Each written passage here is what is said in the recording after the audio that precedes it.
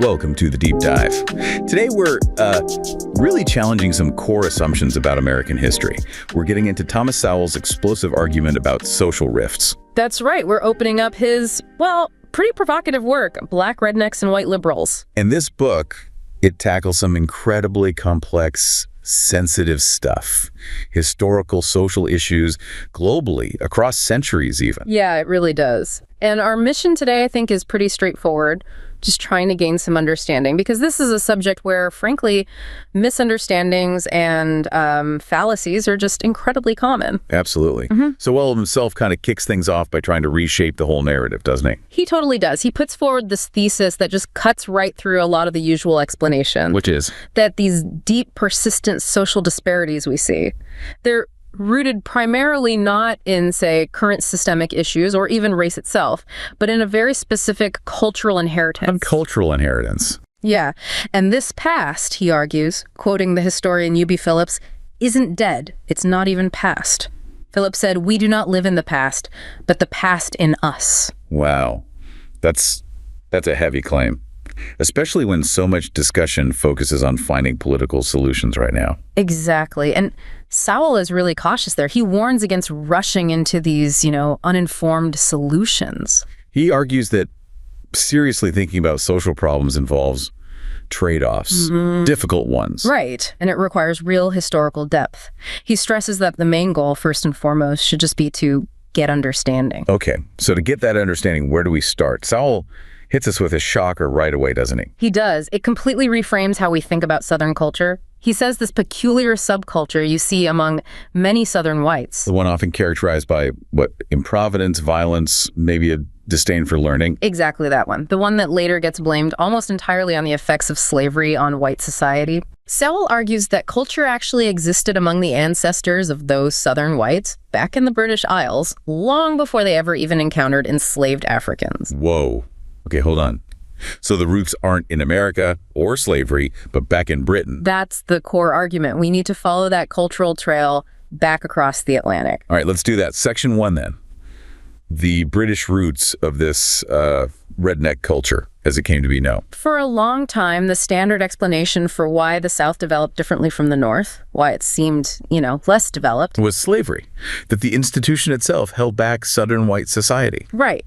But Sowell looks at the history and says, nope, that explanation will not stand up under a closer scrutiny of history. So if not slavery directly warping white culture, then what? It's geography and culture. He argues you have to trace the origins of the common white population in the South, the people who became known as crackers, rednecks, poor whites. You trace them back not to the sort of cultural heartland of England, London, the Southeast? Exactly not there. You trace them to the fringes. These turbulent, often lawless, peripheral regions of Britain. We're talking. Where specifically? Into the northern borderlands of England, that really rough area between England and Scotland that was contested for centuries. Also the Scottish Highlands, very isolated. And parts of Ireland, particularly Ulster County. Okay, so places outside the main currents of English cultural and economic development. Precisely. Sometimes they're grouped together as the Celtic fringe, but Sowell emphasizes it's not really about ethnicity. It's about being geographically and culturally isolated from that evolving, urban, market-focused culture developing down in southern England. What were these places like? Pastoral, mostly. Defined by clan loyalties, intermittent warfare, feuding, just a very different social structure.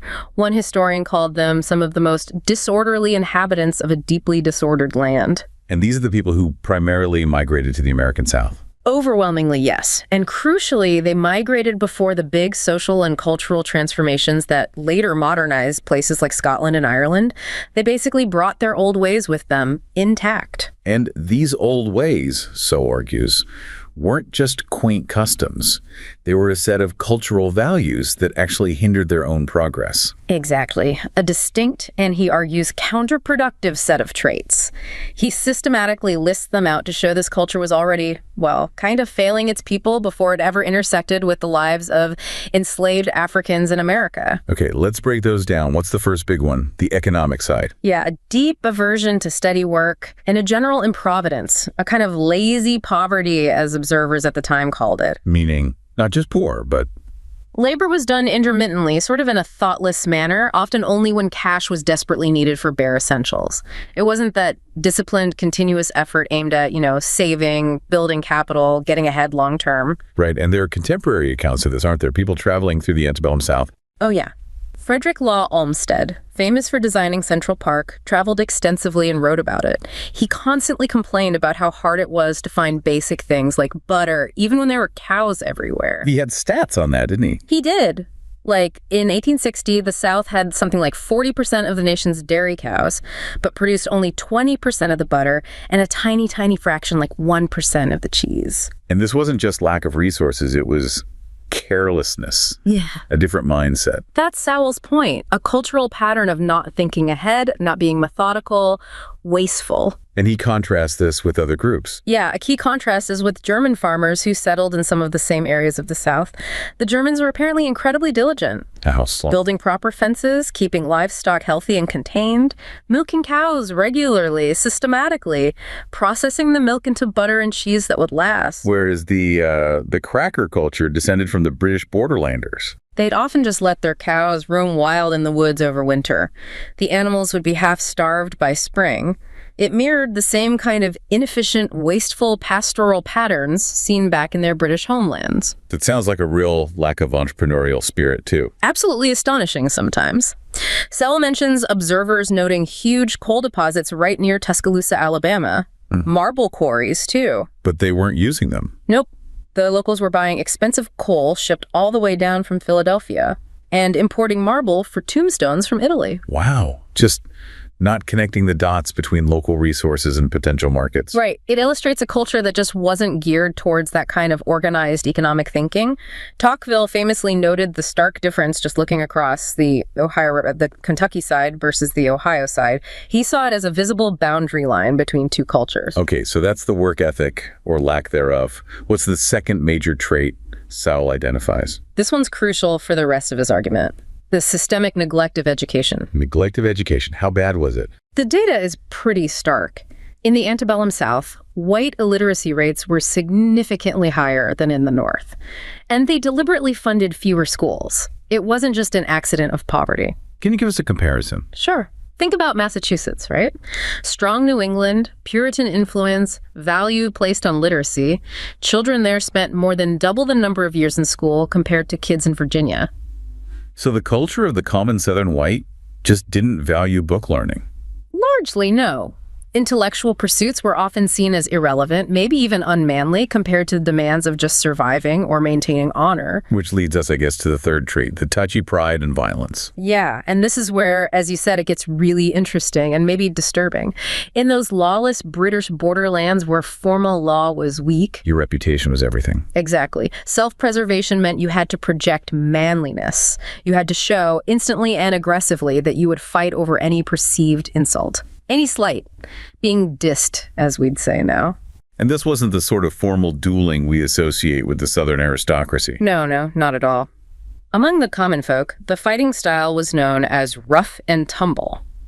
And that involved Practices that are genuinely shocking today. Biting off ears, gouging out eyes.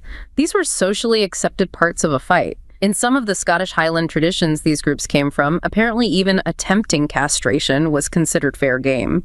It speaks to a really raw, violent social code. The key isn't just the violence itself, but that society kind of accepted it. That's the crucial takeaway for Sowell. He tells this chilling story about a public murder.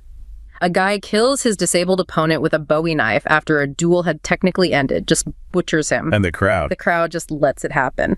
And worse, Sowell notes, the killer's social standing actually improved afterwards. It was seen as proof of his honor, his willingness to defend himself ruthlessly. So it shows this community approval for extreme, personal, retributive justice. Honor over law. Right. And it's vital to grasp Sowell's point here. He's not saying this violence didn't later become heavily racialized. Of course it did.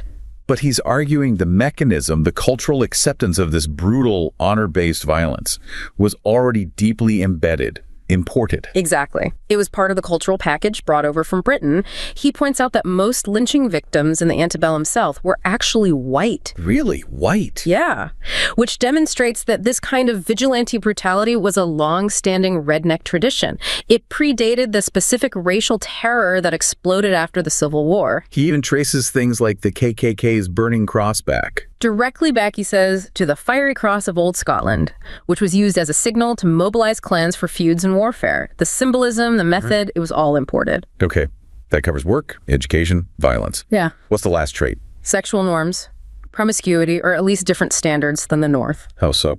Sowell contrasts the culture of the southern backcountry with, say, Puritan New England. In 17th century New England, a pregnant bride was apparently quite rare and scandalous. But in the southern backcountry? Much more common. He cites one missionary who estimated that over 9/10, 90% of the women whose weddings he officiated were already pregnant. And this mirrored patterns back in Britain. Yeah, specifically the sexual customs in northwestern England, the region where many of these southern settlers originated. So, again, an imported cultural trait. Okay. So, Section 1 paints this picture. A distinct culture, improvident, prone to violence, anti-intellectual, with different sexual norms, originates in the British fringe areas. Right. Fully formed and often detrimental to its own adherents.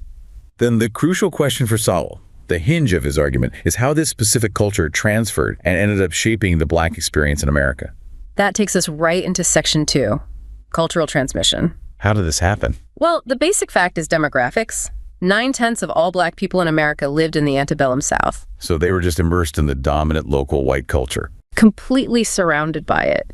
And the dominant white culture in that region wasn't the Yankee culture of New England or the Quaker culture of Pennsylvania. It was overwhelmingly this southern cracker culture we've just described descended from those British borderlands. And Sowell's argument is that Black people absorbed this culture. Yes, he meticulously documents how this specific, often counterproductive set of values, the attitudes toward work, the hypersensitivity to insults, the tolerance for violence, the oratorical styles became pervasive.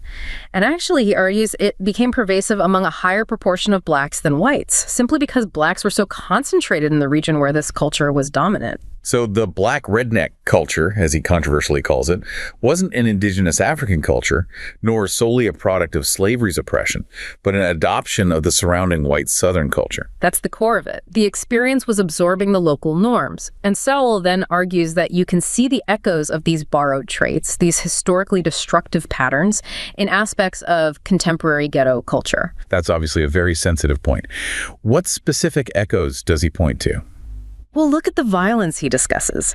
The hair-trigger violence that can explode over perceived disrespect. Things like someone getting killed because he looked at me funny or because he gave me no respect. Exactly those kinds of tragic incidents. Sowell argues this mirrors precisely that cultural pattern of the old white redneck's touchy pride. It's the same cultural mechanism. An instant, violent escalation over a perceived slight to one's honor, a mechanism that was socially acceptable in the British borderlands and the American backcountry. And the connection to education. This one, he suggests, is perhaps the most damaging legacy. The phenomenon within some communities of hostility towards Black students who are academically conscientious. The accusation of acting white.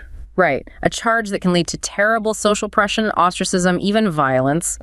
Sowell argues this mirrors the historical disdain for education found in the original white redneck culture, where intellectual effort was seen as pointless, maybe even effeminate, compared to toughness or physical prowess. So his point is, if this culture originated elsewhere, and if it's demonstrably counterproductive for any group that adopts it, then the focus has to shift away from blaming race itself and towards understanding and potentially changing the cultural pattern. And he tries to bolster this by showing differences within the Black community, right?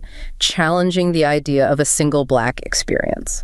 Absolutely. He emphasizes that you can't just treat all Black Americans as one monolithic group.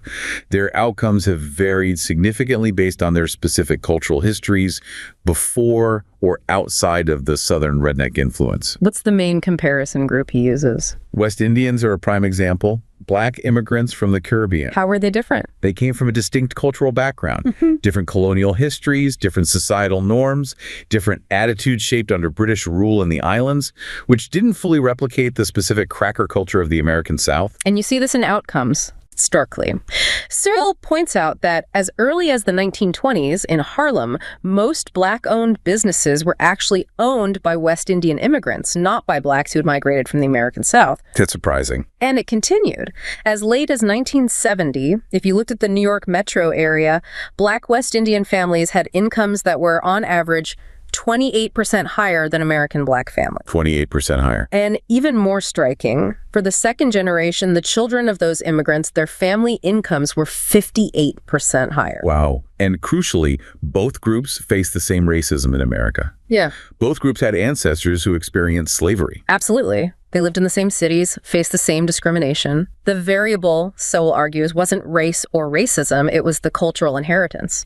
The West Indians brought different values regarding work, entrepreneurship, and maybe family structure. What other internal differences does he highlight? The descendants of the free persons of color. This was a relatively small group in the antebellum period, never more than about 14% of the total Black population. But they weren't enslaved. Right. And that freedom, Sowell argues, gave them a massive cultural head start.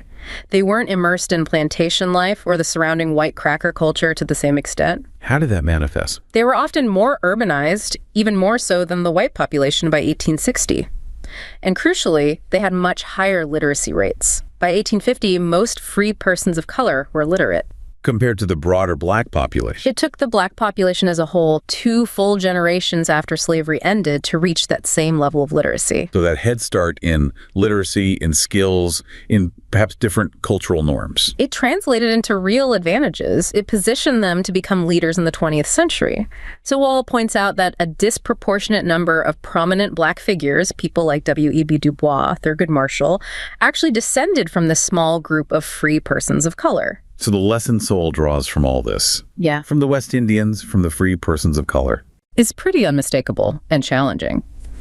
He concludes that neither race itself, nor the general fact of racism, nor even the shared experience of American slavery can fully explain the wide divergence in outcomes within the Black community.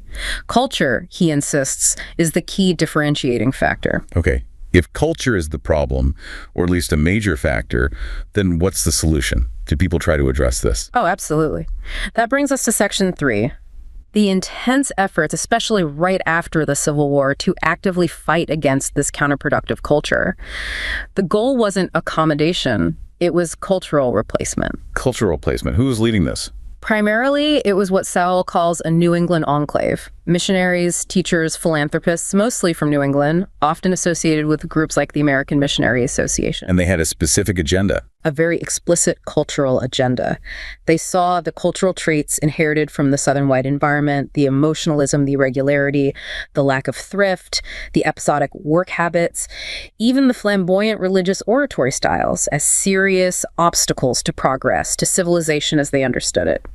So they tried to import their own culture. Deliberately, they aimed to transplant the Puritan background, the Yankee virtues of industry, thrift, sobriety, discipline, and methodical work. And education was the main tool for this. Education was central, but it was conceived as transformation, not just instruction.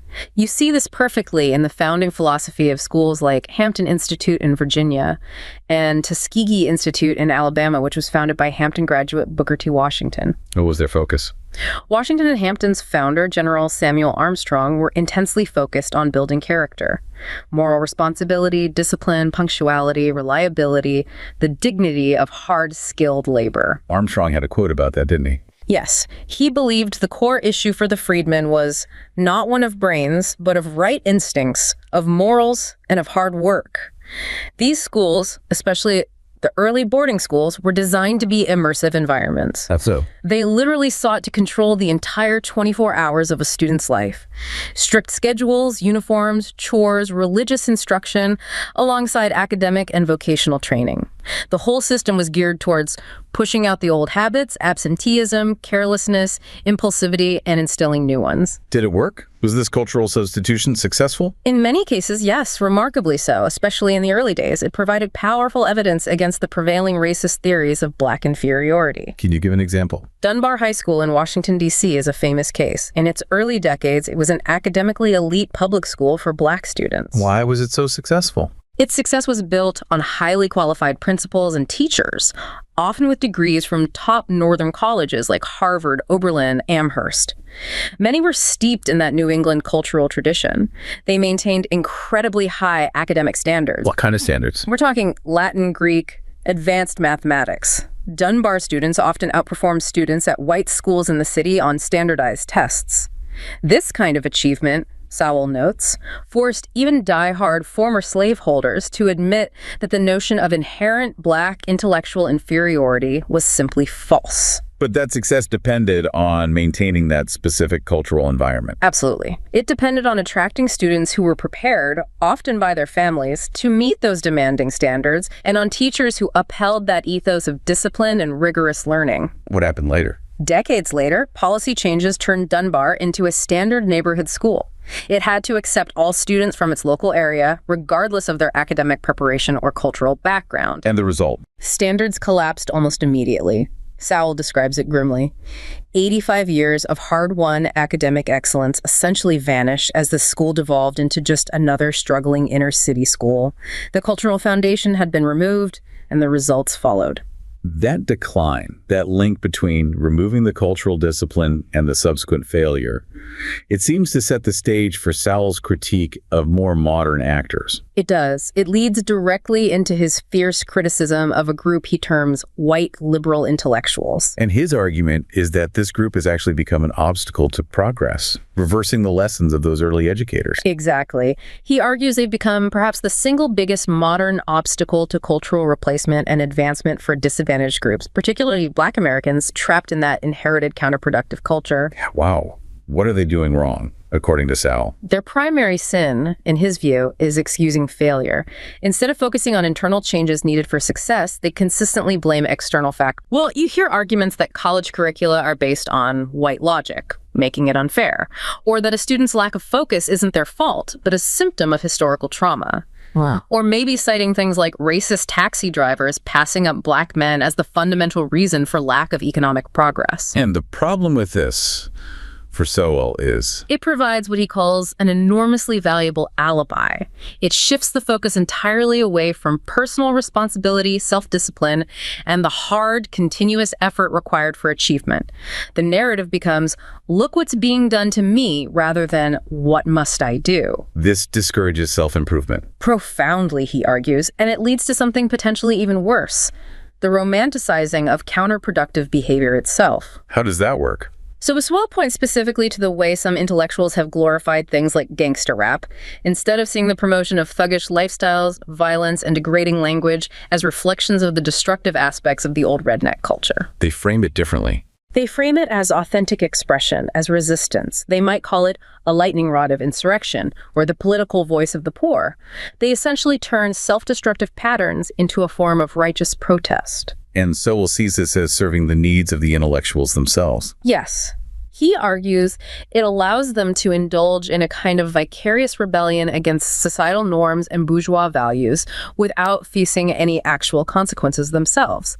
They use marginalized groups as mascots, he says, to act out their own psychic dramas and resistance to civilization. It's kind of patronizing validation. Exactly. It provides moral cover. And the devastating effect, Sowell contends, is that it actively encourages and prolongs the existence of what he calls a chaotic, counterproductive, dangerous, and self-destructive subculture in urban ghettos. Achievement takes a backseat to grievance and keeping it real, even if real is dysfunctional. So, these well-intentioned allies end up doing more harm than good by justifying the very behaviors that hold people back. That's his stark conclusion. Friends like these, providing justifications for self-defeating actions, can be more damaging than outright enemies. Okay, so this brings us back to the central theme, doesn't it? Section 4.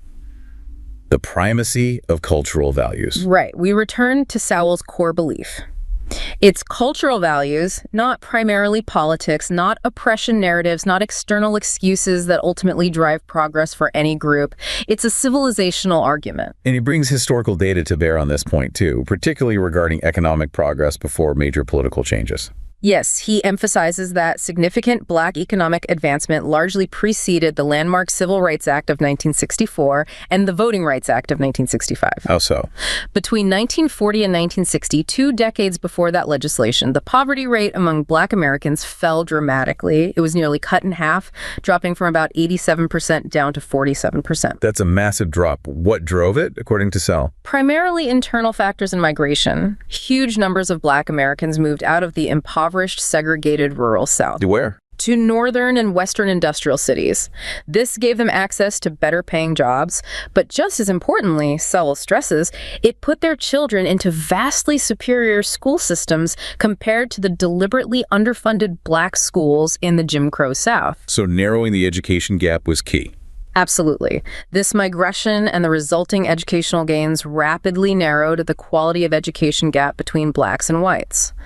In Sowell's view, the civil rights legislation that came later was, in many ways, an effect of this rising economic power and educational attainment, rather than the sole or even primary cause of the progress that had already been occurring for decades. That's a controversial take on the impact of the civil rights movement. How does he counter the argument that ongoing segregation and discrimination were still the main determinants and legislation was the key unlock? He uses comparative analysis again. He looks at the experience of what he calls middleman minorities around the world. Okay, remind us what middleman minorities are. These are ethnic or cultural groups who often occupy an intermediate position in the economy. They might be merchants, traders, moneylenders, bridging the gap between producers and consumers, or maybe between a ruling elite and the local majority population. Examples being? Think of Jews in Europe for centuries, the overseas Chinese in Southeast Asia, Lebanese traders in West Africa, Koreans operating shops in American inner cities. And these groups often face intense hostility, right? Sometimes more than other minorities. Often, yes. They can be resented by the ruling class and by the poorer majority population, seen as outsiders, exploiters. They frequently face severe discrimination, legal restrictions, and sometimes horrific violence, pogroms, expulsions. Yet, despite starting in poverty and facing extreme prejudice. Many of these groups achieved remarkable economic success, and Sowell argues their success wasn't due to political power. They usually had very little, but due to internal cultural factors. What kinds of factors? A relentless work ethic is almost universal. Observers consistently describe them working incredibly long hours, 16, 18 hours a day sometimes, utilizing all available family labor. Also being rigorous savers, accumulating capital even under difficult circumstances. Education. A huge priority. Sowell makes the point that Jewish culture, for example, had emphasized literacy and abstract reasoning for religious purposes for over 1,000 years, skills that transferred readily to commerce and professions. He notes German immigrants prioritizing building schools almost as soon as they established settlements in the American wilderness. So the contrast Sowell draws is? These middleman groups, relying on internal cultural capital, work ethic, thrift, education, strong family networks, typically advanced economically much faster and often achieved higher levels of income and education than groups that focus primarily on political action or grievance politics. Demonstrating, in his view, that political power isn't a prerequisite for group advancement. Exactly. Internal cultural capital is the engine, he argues. Political gains might follow or help consolidate progress, but they don't create it in the first place nearly as effectively as the right cultural values do. This leads to a final, perhaps difficult choice Sowell presents about pride versus achievement. Yes. This is really the distillation of the historical lesson, looking at how groups globally have overcome disadvantage. He uses the examples of the Scots and the Japanese. Okay, the Scots first. How do they advance? After the Act of Union joined Scotland with England in 1707, the Scots were painfully aware of their relative backwardness economically, technologically. They experienced what historians have called a cultural cringe. A cultural cringe, meaning they felt inferior. Yes, and crucially, they acted on it. They deliberately set out to copy the English. They emulated English manners, institutions, economic practices, even agricultural techniques, sometimes adopting things like English plows that weren't even ideal for Scottish soil, just because they were seen as modern and English. They swallowed their national pride. They did. And according to Sowell, this willingness to emulate the more successful culture was key to Scotland, eventually surpassing England in fields like engineering, medicine, and philosophy during the Scottish Enlightenment. They advanced because they prioritized achievement over clinging to old ways. And the Japanese example? Similar story, but perhaps even more dramatic. After Commodore Perry forced Japan open to the West in the mid-19th century, Japan's leaders recognized they were centuries behind technologically and militarily. So they made a conscious decision. A conscious, strategic decision to rapidly modernize by emulating the West. They sent missions abroad to study Western technology, industry, law, education systems, military organization. They invited foreign experts in. There was even, Sowell notes, a serious proposal considered by the Meiji government to adopt English as the national language to speed up the process. Oh, wow. That's extreme emulation. It shows the lengths they were willing to go to. This intense period of borrowing and adaptation, born from a painful recognition of their own deficiencies, is what transformed Japan from a feudal backwater into a major world power in just a few decades. So contrasts this historical model swallowing pride, emulating success with what he sees today. Exactly. He contrasts it with the modern phenomenon, often encouraged by those intellectuals he critiques, of clinging to a counterproductive culture in the name of group pride or authenticity. So for Sowell, the historical evidence points overwhelmingly in one direction. Entirely, he argues. Prioritize cultural change. Identify and adopt the values and behaviors that lead to achievement, self-discipline, hard work, education, thrift, stable families, even if it means shedding inherited cultural liabilities that feel comfortable or authentic. Okay, let's try to synthesize this deep dive then. So core message seems to be that the past truly does live in us, primarily through culture. Yes, and for specific groups, both white and black, originating from or influenced by that British borderland culture, certain inherited traits prove deeply counterproductive. Improvidence, violence, neglect of education. Right. And therefore, real sustainable advancement, both historically and today, comes primarily from internal cultural transformation, adopting the virtues of self-discipline, thrift, moral responsibility, and placing a relentless emphasis on education. More so than relying on external excuses, political solutions, or government interventions alone. That's his argument. Those things might play a role, but they can't substitute for the necessary internal cultural shift. It leaves us with a really provocative final thought, doesn't it? You mentioned Eric Hoffer. Yeah, the philosopher Eric Hoffer made this incredibly sharp observation that resonates perfectly with Sowell's point about choosing between internal effort and external alibis. What did Hoffer say? He observed that for many people, finding a good alibi, a good reason why they can't succeed that blames outside forces, is actually far more attractive than an achievement. More attractive than achievement. Why? Because, Hoffer said, an achievement is temporary. It demands continuous effort, discipline, risk-taking to maintain or surpass it. But a good alibi, that fixes you for life. It removes the burden of responsibility permanently. Wow. That's quite a thought. It really is, and it crystallizes the challenge Sowell puts before you, the listener, the learner. Which path is ultimately more valuable? The difficult path of achievement, requiring that constant internal cultural work, and accepting responsibility. Or the seemingly easier path of the alibi, which guarantees a fixed position, blames others, but ultimately prevents growth. Understanding the history, the cultural inheritance, Sowell argues, is absolutely crucial to making that choice with integrity. Well, that's about all the time we have. You've been listening to the deep dive from Wake Up and Smell the Freedom, where ideas percolate. Thanks for joining us as we continue to explore the ideas that shaped liberty and continue to shape us today. Remember, the pursuit of liberty begins with understanding, and understanding begins with asking the right questions. Until next time. Bye-bye.